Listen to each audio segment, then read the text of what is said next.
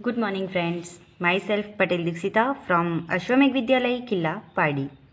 Friends, today we are discuss about Standard 7, Subject Science, Chapter number 13, Motion and Time. Friends, in this unit, we are discuss about motion and types of motion like circular motion, periodic motion, straight line motion. Then we discuss about slow or fast. And in the last lecture, we have discussed about speed.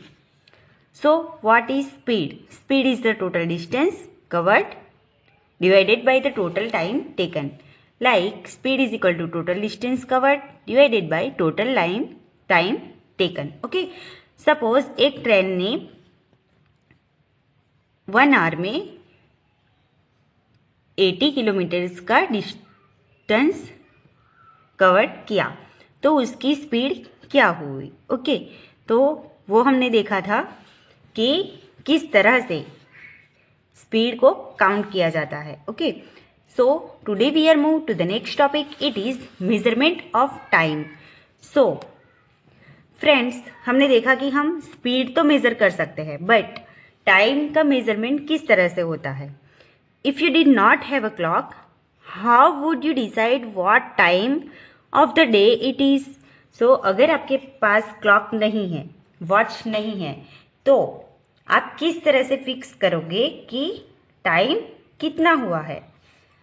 Have you ever wondered how our elders could tell the approximate time of the day by just looking at shadows.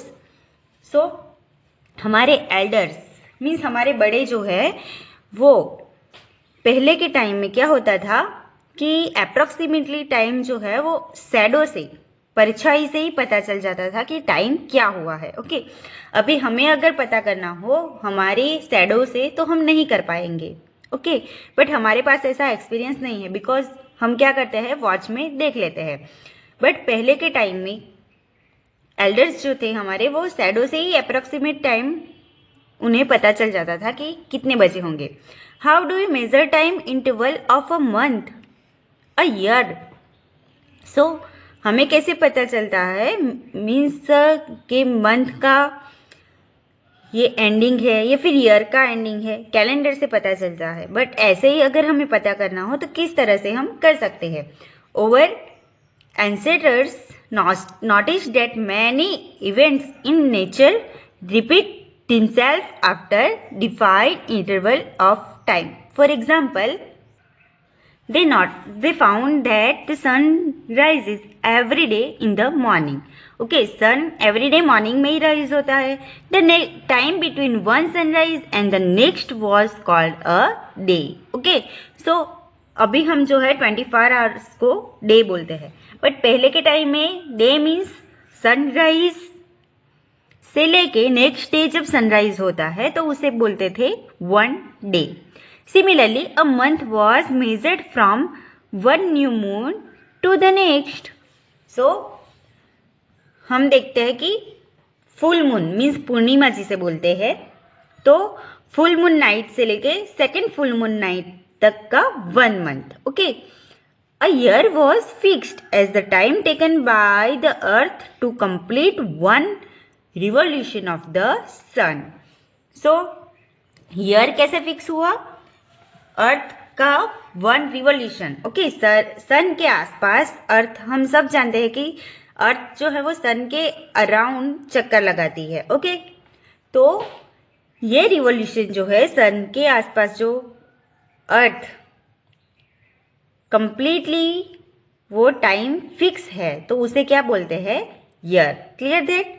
So day का पता कैसे चलता है, sunrise से लेके second sunrise तक, then month full moon night से लेके सेकेंड फुल मून नाइट तक, एंड ईयर जो अर्थ का 1 रिवोल्यूशन खत्म होता है सन के आसपास तो उसे बोलते हैं 1 year. Often we need to measure intervals of time which are much shorter than a day. Clocks or watches are perhaps the most common time measuring devices. Have you ever wonderful wondered how clocks and watches measure time. So क्या आपको पता है कि clock and watch किस तरह से time का measurement करते हैं? The working of clocks is rather complex but all of them make use of some periodic motion. So ये सारा जो है मीन्स क्लॉक जो टाइम बताता है तो वो एक पीरियडिक मोशन है. वी ऑल नो दैट कि क्लॉक के जो हैंड होते हैं, okay, clock hand, then minute hand, second hand, तो ये हैंड जो है वो पीरियडिक मोशन में मोशन करते हैं एंड उससे हमें पता चलता है. One of the most well known periodic motion is that of a simple pendulum. So pendulum वाले वॉच आपने देखे होंगे कि ये वॉल क्लॉक जो है पेंडुलम का तो वो फिक्स्ड है. ओके, 60 टाइम उसका पेंडुलम का खत्म होता है तब क्या होता है 1 मिनट. Okay, clear that. तो आप सबने वॉच देखी ही होगी. It is wall clock, it is table clock and it is digital clock. Okay, so look at here, it is simple pendulum and it is a different position of the pendulum. okay, so pendulum जो कि यहाँ पे first है उसका, then वो second यहाँ पे जाता है, यहाँ से इस तरह मोशन करके यहाँ पे आता है, यहाँ से वापस यहाँ पे आता है. तो उसका एक पोर्शन उसका खत्म होता है इस तरह से. Clear that. Now, a simple pendulum consists of a small metallic ball or a piece of stone suspended from a rigid stand by a thread. So, आप देख सकते हो कि यहाँ पे एक मेटेलिक बॉल या फिर स्टोन का पीस होता है जो कि एक थ्रेड से कनेक्ट होता है. Okay, the metallic ball is called the bob of the pendulum. So इसे क्या बोलते हैं? Bob of pendulum. ओके, ये मेटेलिक बॉल है या फिर स्टोन है तो उसे क्या बोलते हैं? Bob of the pendulum. Figure 13.4 means that is figure shows the pendulum at rest in its main position. When the bob of the pendulum is released after taking it slightly to one side, it begins to move to and fro. So यहाँ से लेके, जैसे मैंने आपको बताया कि pendulum यहाँ से इस तरह से एक मोशन करता है, यहाँ पे उसका वन पोर्शन कंप्लीट होता है. ओके, तो ये इस तरह से मूवमेंट करता है. The two and fro motion of a simple pendulum is an example of periodic or an oscillatory motion. So ये किसका एग्जाम्पल है? ये जो पेंडुलम का मोशन है इस तरह से, तो ये मोशन किसका एग्जाम्पल है? पीरियडिक और ऑसिलेटरी मोशन का. The pendulum is said to have completely one oscillation when its bob starting from its mean position O moves to A to B and back to O. जैसे मैंने आपको बताया कि ए से लेके बी तक, बी से वापस ए तक एंड ए से वापस ओ तक, ये जो पोर्शन है उसका तो वो यहाँ से यहाँ, यहाँ से यहाँ एंड यहाँ से वापस ओ पे. ओके, मीन्स ओ से बी, बी से ए एंड ए से वापस ओ तक का ये पूरा पोर्शन जो है उसे बोलते हैं one oscillation. Clear that.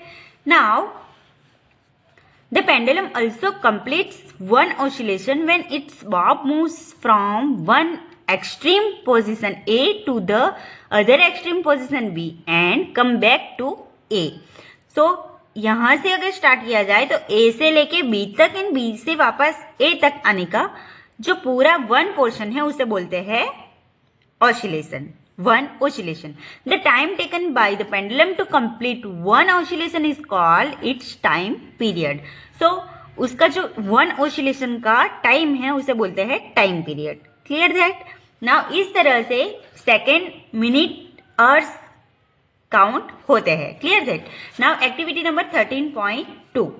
Set up a simple pendulum as shown in figure number 13.4 with a thread or string of length nearly 1 meter, which of any fans nearby. Let the bob of the pendulum come to rest at its mean position. Mark the mean position of the bob on the floor below it, one or on the wall behind it. To measure the time period of the pendulum, we will need a stopwatch. So हमें क्या करना है, इस type का एक pendulum बनाना है, एक thread पे स्टोन या फिर मेटालिक बॉल लगा के, एंड उसे उसका एक कंप्लीटली पोजीशन, ओके, एक कंप्लीटली ऑसिलेशन किस टाइम पे कंप्लीट होता है वो हमें नोट डाउन करना है, किसकी मदद से, स्टॉपवॉच की मदद से. However if a stopwatch is not available, a table clock और a wrist watch can be use. तो हमारे पास अगर स्टॉपवॉच नहीं है तो हम टेबल क्लॉक या फिर रिस्ट वॉच का यूज कर सकते हैं. But friends, we all know that now stopwatch is available in mobile phone. Okay, so phone में स्टॉपवॉच अवेलेबल है तो हम उससे भी ये कर सकते हैं. To set the pendulum in motion, gently hold the bob and move it slightly to one side. Make sure that the string attached to the bob is taut while you displace it. So ये जो pendulum है तो वो pendulum को एक side से अगर हम थोड़ा सा क्या करेंगे, यस, फोर्स देंगे तो वो स्लाइडली, अगर हम उसे वन साइड पे फोर्स देंगे तो वो अपना पूरा एक ऑसिलेशन कंप्लीट करेगा. Remember that the bob is not to be pushed when it is released. Not the time on the clock when the bob is at its mean position. Instead, the mean position you may note the time when the bob is at one of its extreme position. Measure the time the pendulum takes to complete 20 oscillation. Record your observation in table number 13.2.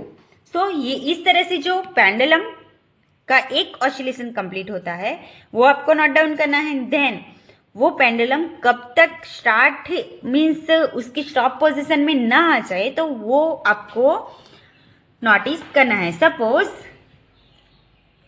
The first observation shown in just a sample, your observation could be different from this. So यहाँ पे एक sample दिया गया है table number 13.2 में. Okay, तो हमारा observation हमें यहाँ पे लिखना है. Repeat this activity a few times and record your observation. By dividing the time taken for 20 oscillation by 20, get the time taken for one oscillation और the time period of the pendulum. So यहाँ पे क्या करना है हमें, means time taken for 20 oscillation. So 20 oscillation के लिए जितना टाइम लगा है वो यहाँ पे लिखना है, एंड टाइम पीरियड मीन्स उसे 20/20 डिवाइडेड करना है. सपोज यहाँ पे आया है 42 डिवाइडेड बाय 20 तो आएगा 2.1. तो उसी तरह से हमारा ऑसिलेशन, कितना ऑसिलेशन हुआ 20 सेकेंड में, वो हमें काउंट करना है एंड टाइम पीरियड नोटिस करना है. तो उसी तरह से सपोज वॉच है एक हमारे पास, पेंडुलम वाला वॉल वॉच है, तो उस वॉच में क्या है कि ये पेंडुलम जो है एक सेकेंड में एक ऑसिलेशन कंप्लीट करता है. मींस वो पर मिनट, ओके, कितना ऑसिलेशन करता होगा, यस, वो सपोज 20 सेकेंड में 20 ऑसिलेशन हुआ, मीन्स यहाँ पे हुआ 1, मीन्स 1 सेकेंड में 1 टाइम, तो 60 ऑसिलेशन के उसके कितने जाएंगे, 60 सेकेंड. Okay, clear that. तो इस तरह से सेटअप किया होता है किसमें, वॉच में. Is it time period of your pendulum near the same in all cases. क्या आपके पेंडुलम का टाइम ऑल केसेस में नियर बाई मीन्स नजदीक नजदीक है. Not that slight change in the initial displacement does not affect the time period of your pendulum. Nowadays, most clocks or watches have an electric circuit with one or more cell. So, now अभी क्या हुआ कि अभी watches में क्या होता है, एक या एक से ज्यादा क्या होते हैं, सर्किट्स. मीन्स अभी एक या एक से ज्यादा सेल से चलते हुए वॉचेस मार्केट में अवेलेबल है जिसमें कि इलेक्ट्रिक सर्किट्स होती है. Clear that. Now these clocks are called quartz clock. the time measured by quartz clock is much more accurate than that by the clocks available earlier. So ये quartz clock जो है वो accurate time बताता है. जो पहले के time में जो पेंडुलम वाले वॉचेस थे तो उसमें क्या होता था, पेंडुलम का टाइम सपोज यहाँ वहाँ हो गया तो वो एकदम एक्यूरेट टाइम नहीं बताता था. बट अभी क्या है, इलेक्ट्रिक सर्किट वाले वॉच है जिसे क्या बोला जाता है, क्वार्ट्स क्लॉक. तो ये क्लॉक्स जो है वो एक्यूरेट टाइम बताते हैं. ओके, पहले के टाइम में जो वॉच थे उससे अच्छी तरह से टाइम बताते हैं. So friends, I hope you understand today's lecture means today's topic and you understand about measurement of time, and in the next lecture we are discuss about the unit of time and speed. Thank you. Stay home, stay safe.